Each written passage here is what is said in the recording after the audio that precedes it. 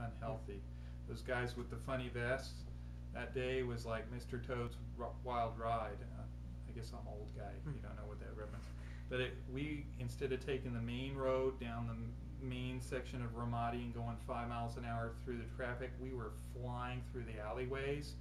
Kids, chickens, garbage, knocking, trying to keep my mirrors from being knocked off. I mean, we were just, we were there and gone before the enemy could react. They can't do that now. They got these tracking devices on the vehicles. If you're 5 feet off the approved route, you're like called into the talk and in big trouble for leaving the approved secured route. But the problem is, in securing the route, they announce where we're going. So, anybody. And now with all the, instead of vinyl doored Humvees, they got all this armor on it.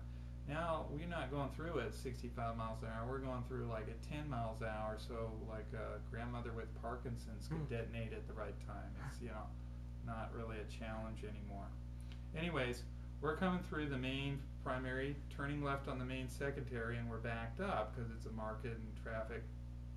I'm trying to keep my spacing, and what had happened before then was way at the other side of town, this policeman had stopped us, and it's like no cross traffic. There was one car, but he kept us there, So, and he kept us there.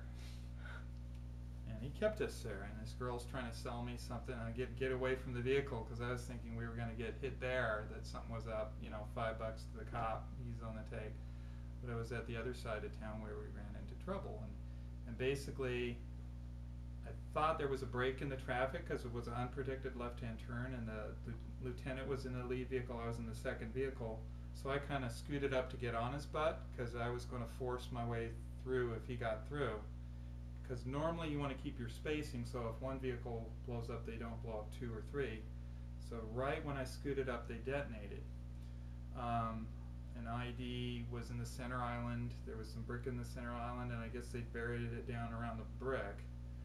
I think they hadn't seen me scooted because there was a dump truck on the other side of the road, and I think they detonated from the far side of the road. So it lifted my vehicle up, and we had, we'd buy like drinks from the locals with blocks of ice. So we had this ice chest, like the foam type thing in the middle, and almost all the ice had melted. It's 130 degrees, and less. And so it was this big thing of ice water with a few sodas, Well, the shock wave of that had dumped the ice water on this TC. What had happened, the one guy was wounded, so my major and the other enlisted were going to do a debrief, so I was going alone, and I needed a second guy, so I took this poor sergeant from the ambulance and said, you're going here, I'm the captain, you're going out of the wire. He's going to have a nice chill day on the base, but instead he comes with me on this convoy and nearly gets himself killed. Well, he gets all this ice water in his lap, and he thinks that, maybe he got hit, or maybe he pissed his pants or something. So he was not having a good time. And then, I'm still not sure, we thought, I was pretty sure we were drawing small weapons fire. We returned. But I was convinced that if I turn my head, like I get shot in the head, and basically I'm driving. My job is to get the hell out of the, And I was pretty sure we didn't have a back left tire anymore, but I was going to drive it on three wheels because, the blast, it knocked me stupid. I was like, somebody could have come. What was pathetic, we had the old Vietnam vest that didn't have any plates because we were the reserve, And so it had a pocket, and I put my pistol in the pocket so that it covered part of my heart, just, that was my armor. And so somebody could have come and just pulled it off and shot me because I was still, for first 5 or 10 seconds I'm like stupid. Then they started lighting us up, and since my buddy, the one that got evacuated, his eardrums had burst. Well, I was very clever. We were supposed to wear hearing protection, but you can't hear hardly anything. You can't hear what your TC's saying. So I wore hearing protection in this ear, facing the road, and left it out of this ear. Well, the problem with that, if you stop one ear in hearing, you don't know what direction sound is coming from. You lose directional ability. So I had no idea what direction we were being shot at from. I was scared as hell. And, I started pulling forward and realized that somehow the tires survived.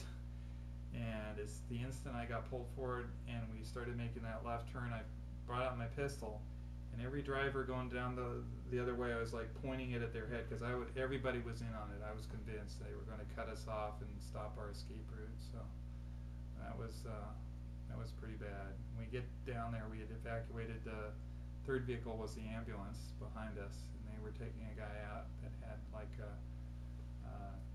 ankle fracture or something, and like who wants his vest? I'm like, so like the last week or two, I'm wearing this vest with the metal. They let me have it. Pre-disastered. Yeah, that was kind of one of the worst things, I think. For me at least, that's the closest I came. We got shot at, the first time we got shot at, we were in convoy going through Fallujah.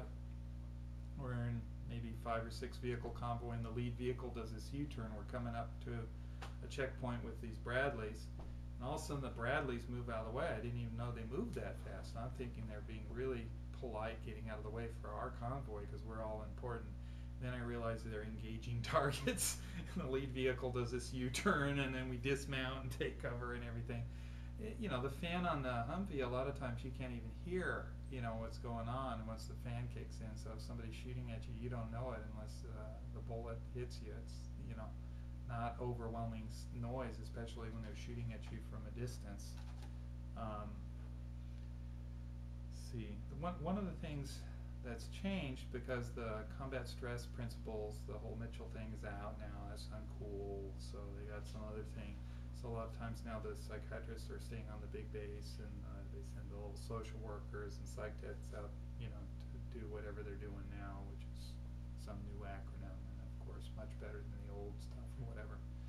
The thing about how in some ways what they lost that was good about it was at that time we kept no medical records. We keep notes. If a guy got evacuated, it would become a medical record. But a lot of the reservists were MPs and cops, and they were worried, you know, if they have a mental health record, they're not going to get to be a cop or carry a gun. So, you know, the cool thing was that somebody whose buddy just got called, you know, I could tell him, hey, you're not getting a mental health history from me. You can talk to me, and it'd be cool. And you don't have, we burn the records at the end of our rotation. That's what we did. What happened is some of those guys came back, went to the VA and said, you know, I want my disability for PTSD, and they said, what mental health record? You know, so now it's gone the other way. Everybody we see over there has to be a record. It gets transmitted, and it's really kind of sad because I think it's provided a barrier, because anybody IQ in 100 knows, gee, if I'm active duty military, if I'm a cop or something, I don't want to go anywhere near mental health because that might affect my career, you know. And so before there was no barrier and there was no mental health record, you know, we were seeing a lot more guys. Now, so unfortunately, they, you know, oh, it's cool to go, don't worry about it. Well, most guys know a little better, and it does affect their career and their ability to get a government job. So a lot of times they avoid, and I think that's part of the reason the suicide rate's gone up so high in the Army is that the one thing they were doing right, they kind of stopped doing, which was, you know, not medicalizing, you know, intervention. I think I'm about out. I have a lot more little stories, but I think that's more than enough. I had one question. You were, I think, mentioning it before. You said the weather was a big factor. Could you go into a little more detail? Yeah, that's the thing is that I think I had a picture. You know, our laundry accommodations was a plastic bucket and a bar of soap, you know, and the Air Force had bombed the crap out of the bases that we were at. So we were in rubble, you know.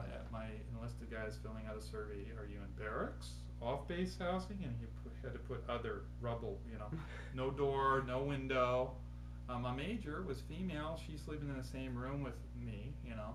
And this special forces guy, you know, he was, well, he had a special forces tab, but he was the PA. Every time he'd come by his active duty, he'd be just shaking his head, kind of like it had to happen in the Army. Because we were sitting there half awake, you know, in our underwear, trying to tune in the radio, the BBC, to see what's going on. You know, we're too sweaty to care. I mean, I got, you know, 6 pairs of boxer shorts. I gave her 3 because female underwear doesn't work in that environment.